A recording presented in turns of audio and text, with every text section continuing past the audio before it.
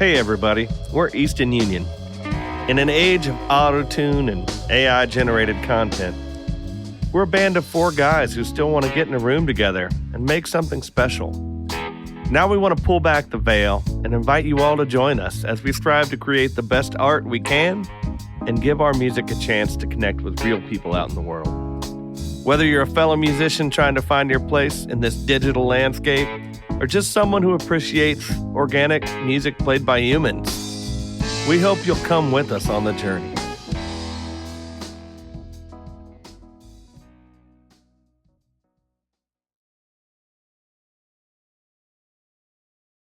So we've been thinking, man, wouldn't it be great to give folks an opportunity to get to know us better?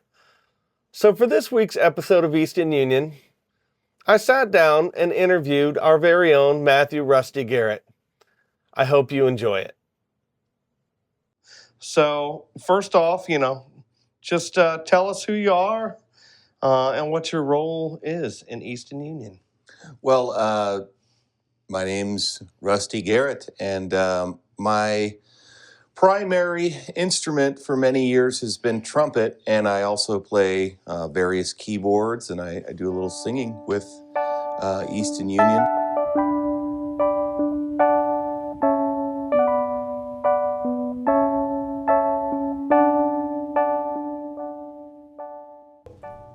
How about you tell us how it is you became a musician in the first place? What's the backstory there? Well, like a lot of people, I started in band in 5th grade. And trumpet was my first instrument. A lot of folks, and I think this is true of you too, Brian, a lot of folks a little bit younger than 5th grade, maybe say 2nd or 3rd, will take piano lessons or maybe violin or something like that. But yeah, I didn't have any of that. I just decided one day, came home from school, they had done an instrument petting zoo. Oh yeah. So if you're not familiar, it's kind of a funny term for that. But essentially what it is they line up in the gym and they bring everybody down. Everybody in 4th grade comes down with their class. And there's a clarinet table and there's a trumpet table, trombone table. Oh yeah.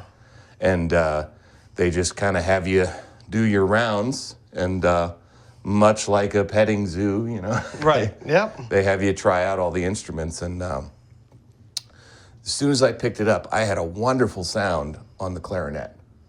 And they're like, "Oh, you should play clarinet." I'm like, that's my sister plays clarinet. I'm not. So I should say I was exposed. My father was a tenor saxophonist. He about hung it up by the time I came around. But he was a jazz saxophonist in the area. He used to play at, from what I know, Benito's Cafe, which was in Cuyahoga Falls. They actually have the sign for that in Blue Jazz in the basement. If you Oh, okay. They tore it down probably 30, Sure. 40 years ago, but they saved the sign somewhere, and Blue got their hands on it. So, yeah, he used to play clubs like that. He used to play out in Kent a lot, but I never heard him play.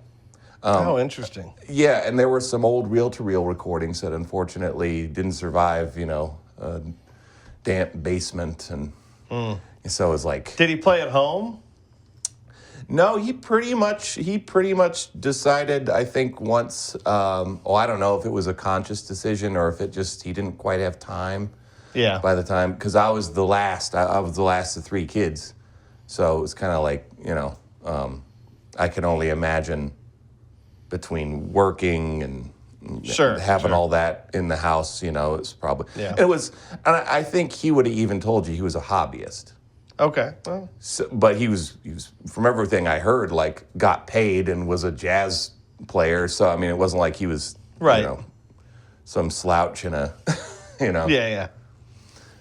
So he took it seriously, but I think it was always just a hobby that he was really passionate about, and he was a fine singer too. So he liked singing, jazz standards, and he always had like Glenn Miller records and Tommy Dorsey and Count Basie and stuff like that. So So I guess, although I didn't hear him play, the musician in him was pretty undeniable. Sure, that makes sense. And then, yeah, my sister, who's 3 years older than me, she picked up clarinet because I think all her friends were doing it, and she liked it. And she's a good musician as well. But once again, she kind of got into college, decided, I want to get a degree in something else, and doesn't really play anymore. But she and I used to play together all the time. So, we were in high school together and all that. So I, of course, seeing my big sister play, she'd come home and she'd practice clarinet and make all the squeaks, and, you could hear her getting better. And I think, man, I don't want to do that. Like, that's so square. Yeah, I'm not playing in band. You can't make me play in band. And she says, well, Matt, this is, coming back to right around when it was time to attend the, instrument petting zoo. She's like, Matt, are you sure you don't want to do band? It's a lot of fun. I'm like, no, I'm not doing that. And she goes, well, hey, if you change your mind, I highly recommend you try the trumpet, because clarinet's got all these buttons. Trumpet's only got 3, so it's got to be easier. And I don't know if she was pulling my leg or if she believed that or what. But, it doesn't work that way. Let me just say that. So, but, I'm like, yeah, well, that sounds lame. I'm not doing that. And then I think, maybe it's a couple months later, I come home and my mom's told me this story. She says, yeah, you get in the car and you say, Mom, I think I'm going to play the trumpet. So we got to go find me a trumpet. She's like, what? I had been such a brat about it up to that point. But, maybe at that age, it just had to be my idea. Oh, absolutely. I wasn't going to be told by my sister, my clarinet playing sister, that I need to be in band. So.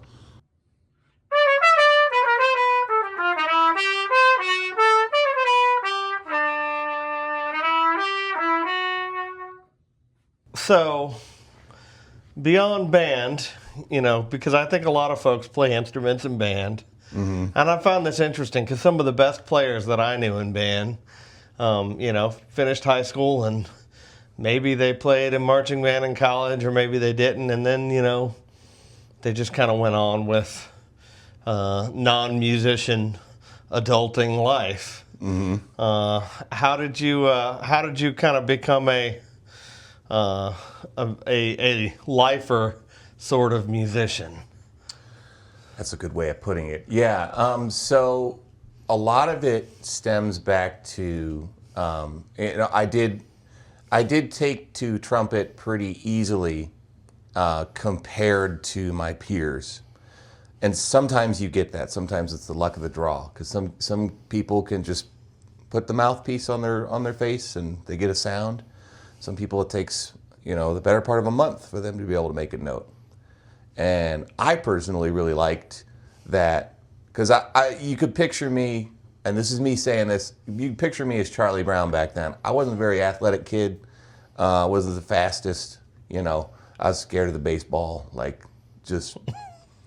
and all the guys who were better at me sucked at trumpet. And I was smoking them. I was playing circles around them. I'm like, I like this. Sure, yeah. So it's selfish, but, once again, I'm in 5th grade, and I'm like, I'm good at something. This feels, in all seriousness, there's some identity associated with that. And I was 10 years old feeling that way when, I had friends, but it was harder to fit in when you're not like a very, you're not a very athletic kid. I was more introverted and stuff like that. So in terms of becoming a lifer, I quickly kind of developed an identity around that. And as a result, I was inspired to practice, and it was kind of a one hand washes the other kind of thing. The more I practiced, the more I felt like this was my identity and this is who I am. So there's a very small, an increasingly small percentage of my life where I wasn't Sure. a musician. That's just like in my DNA, I feel. And in high school, I was playing at the, we did like a kind of citywide competitive jazz festival. So each of the jazz bands would come down to one of the high school's auditorium, and then it would be like we're in a competition to see who can get the award for best trumpet section and best rhythm section, best sax soloist, and I was ending up, not to brag, but I got best trumpet soloist a couple of years there, and I remember there was a band director from another school. He stops me in the hallway afterwards. He was like, "You ever think about doing this like professionally?" And I was like, "Me?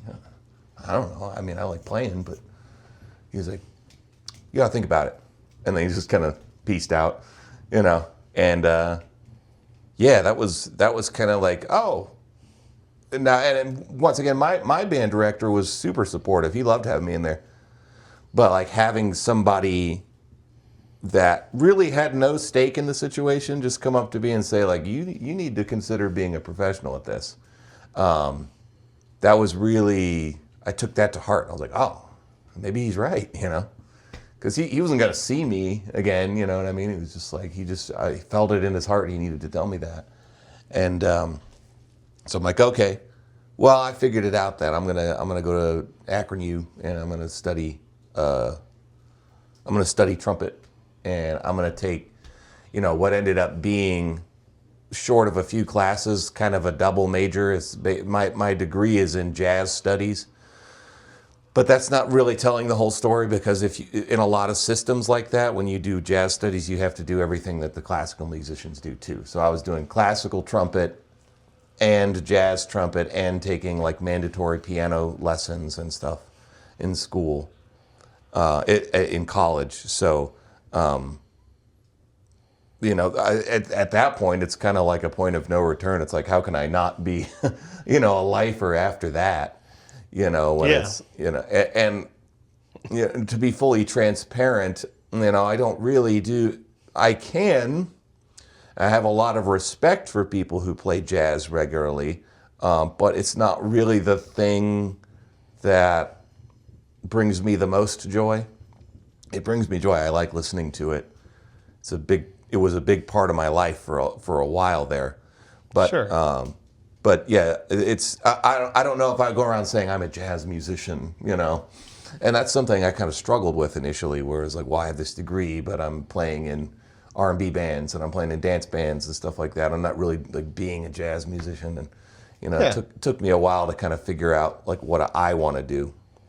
But what's really nice about that, getting back to your original question, is the fact that how did I become a lifer? How did I, how am I still doing this?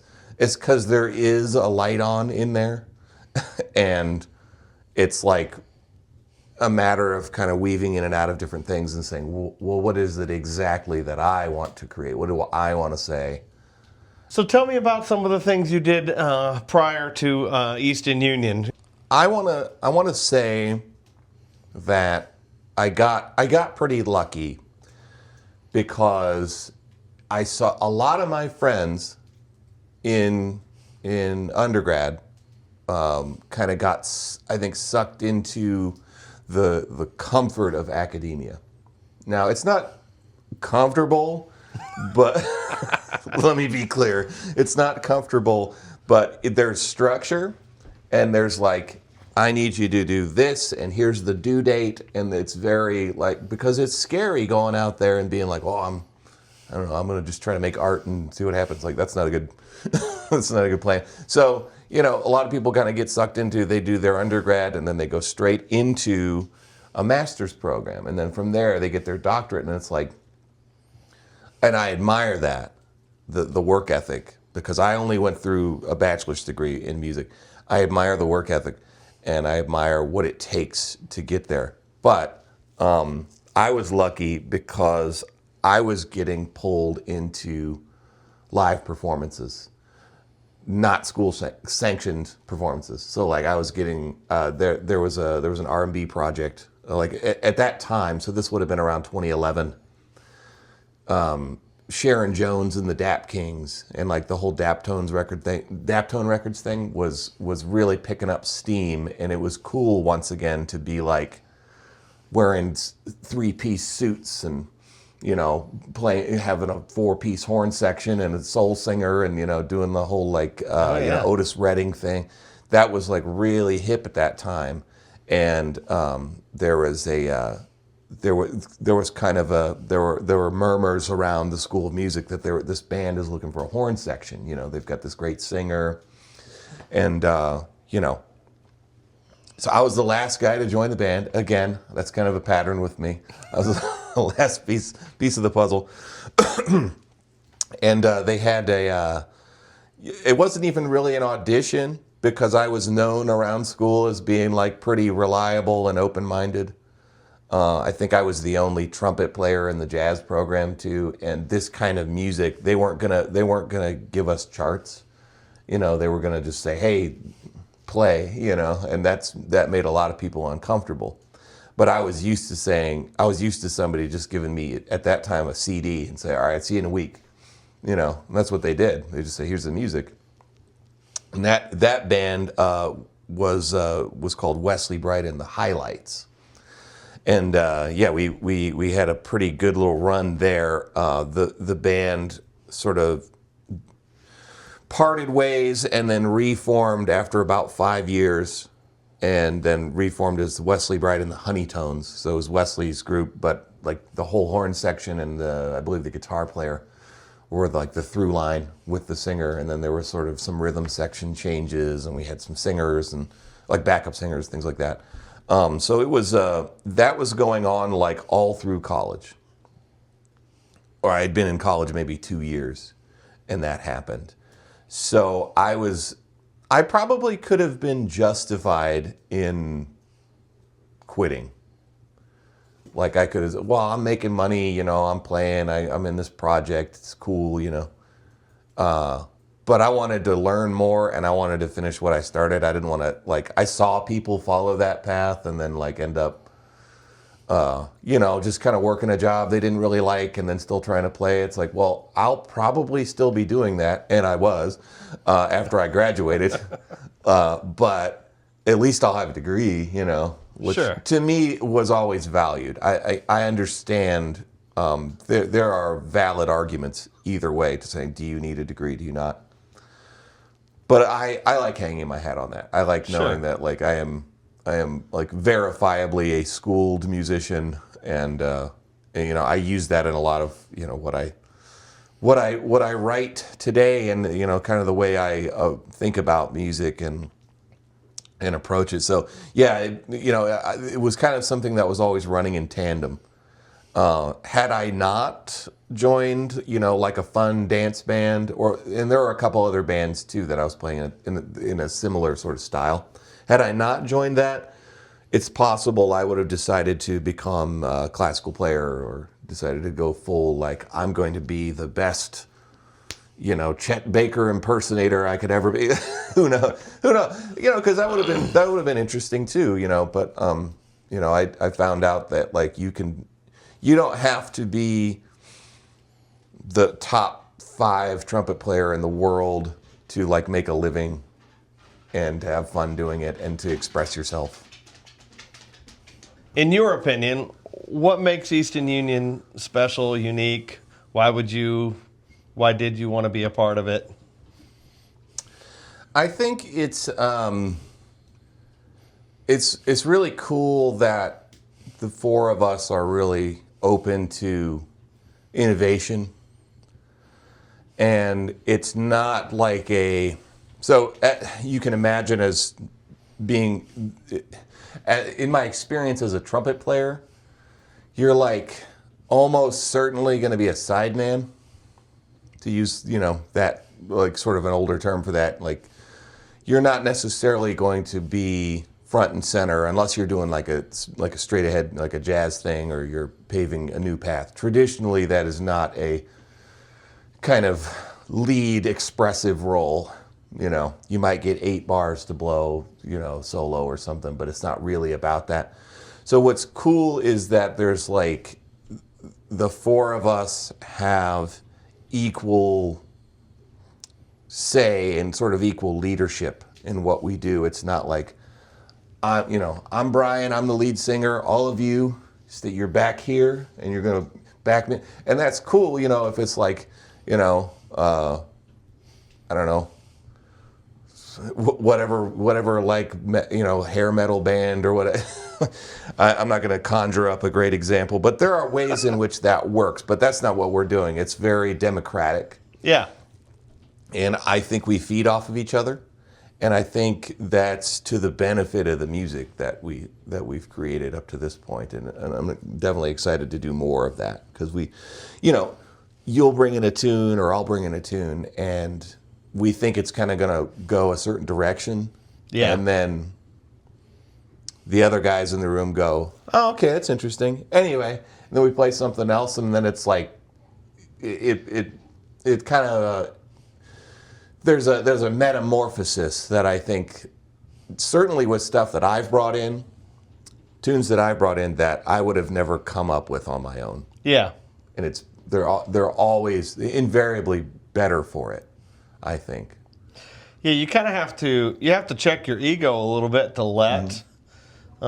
let things just become what they will, and let things work or not work. And, you know, let people hear your song or your idea totally differently than it exists in your own head. But I think if you're willing to do that, that can be with the right group of people. I mean, obviously, you know, that doesn't always work, but yeah. I think it does work in our case. Totally, because it gets harder the more members of a band there are. Like, I think it's fair if you are in a 7 or 8 piece funk band that there is like a clear delineated leader, and that there are people who play roles. And we do that too when there's an established arrangement, because like there's like the role playing in terms of like who makes decisions, and then there's like instrumental role playing, like where I'm staying out of the way of you and Kurt playing bass, and I'm not playing some contrary rhythm that's like not complementary to the drum beat, and you know, so we're playing roles, which is heavily informed by like the sort of soul influence on our music, that like everybody plays kind of a simple but sort of very foundational part, and that we have this thing that kind of becomes more than the sum of its parts, but also like playing an equal part in decision making, you know, as we're arranging, I think is really it's refreshing. All right, everybody, shut up. Respectfully. Why still do it? Why do it now? It's not really an option for me. I mean,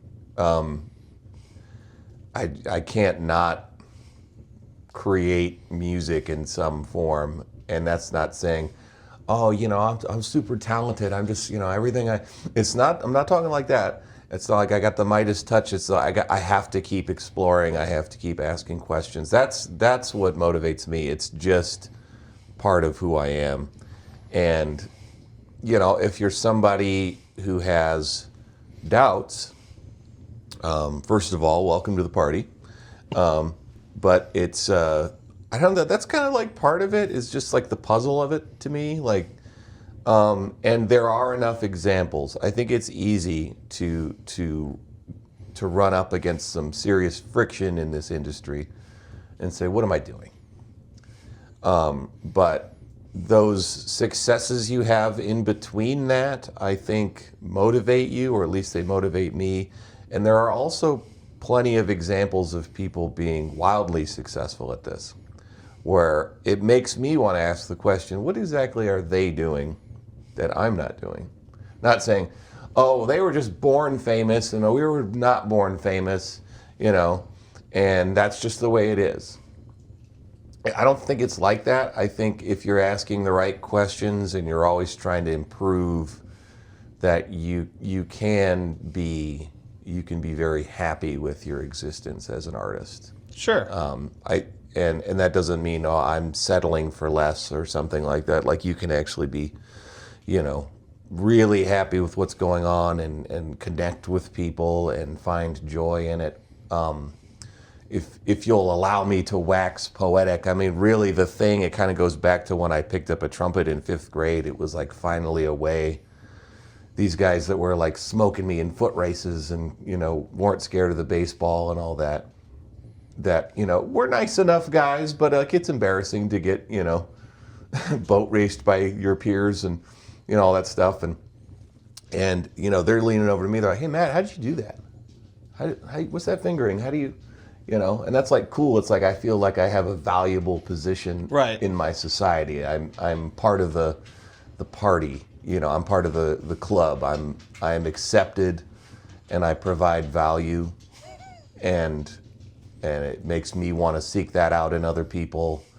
And I don't want to make it sound like it's transactional, like you have to bring something to the table, otherwise you're a loser or something like that. But like everybody has something to offer. Everybody has their own unique gift.